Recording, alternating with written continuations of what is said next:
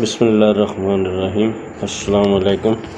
شہرگردی کی سیاست میں خواجہ محمد صفدر صاحب کا نام ایک وازیدار اور رکھ رکھاؤ والے سیاستدان کی حیثیت سے ہمیشہ یاد رکھا جائے گا۔ پاکستان کی سیاست میں بھی وہ ایک بڑا مقام رکھتے تھے۔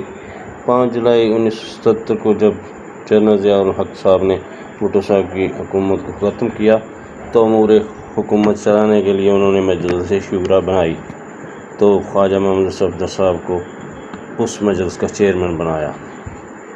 خواجہ صفدر صاحب کو میں نے سیالکوٹ کی سڑکوں پر سائیکل پر سوار متعدد دفعہ دیکھا ہے۔ اس وقت بھی جب وہ بھٹو صاحب کے دور میں اپوزیشن سینیٹر تھے، وہ سائیکل پر ہی اپنے گھر کشمیری محلہ سے سیالکوٹ کچہری سائیکل پر ہی جایا کرتے تھے۔ وہ زیادہ تر میں نے انہیں سفید شلوار قمیض، کالی شیروانی اور کالے جوتوں میں دیکھا تھا۔ جب جنرل ضیاء الحق صاحب کو احساس ہو گیا کہ مجلس شورا سے ملک نہیں چلایا جا سکتا تو پھر انہوں نے 1985 میں الیکشن کروانے کا اعلان کر دیا۔ یہ الیکشن غیر جماعتی بنیاد پر ہوئے، کوئی بھی جماعت اس میں حصہ نہیں لے سکتی تھی۔ اس الیکشن میں جلسہ کرنے کی اجازت نہیں تھی، صرف کارنر میٹنگز ہو سکتی تھیں۔ 1985 کے اس الیکشن میں سیالکوٹ سے قومی اسمبلی کی سیٹ پر خواجہ محمد صفدر صاحب اور صوبائی سیٹ پر اعجاز احمد شیخ الیکشن لڑ رہے تھے۔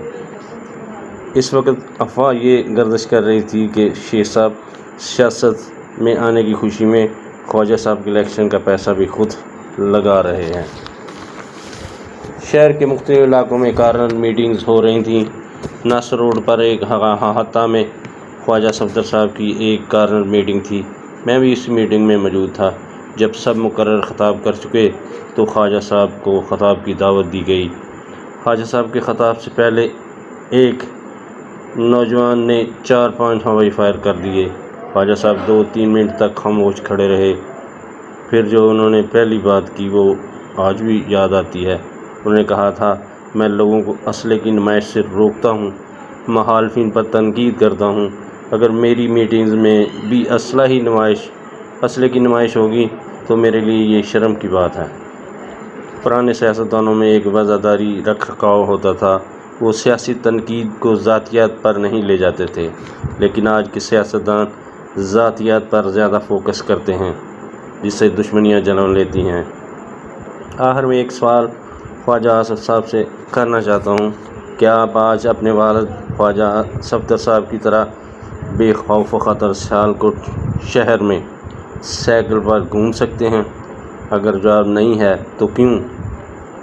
اگر آج بھی سیاستدان ذاتیات کو چھوڑ کر صرف سیاسی تنقید کو فروغ دیں گے تو پھر وہ اپنے حلقوں میں بے خوف و خطر سائیکل پر سوار ہو کر گھوم سکیں گے۔ دعاؤں میں یاد رکھیں۔ اللہ آپ کا حامی و ناصر ہو۔ اللہ حافظ۔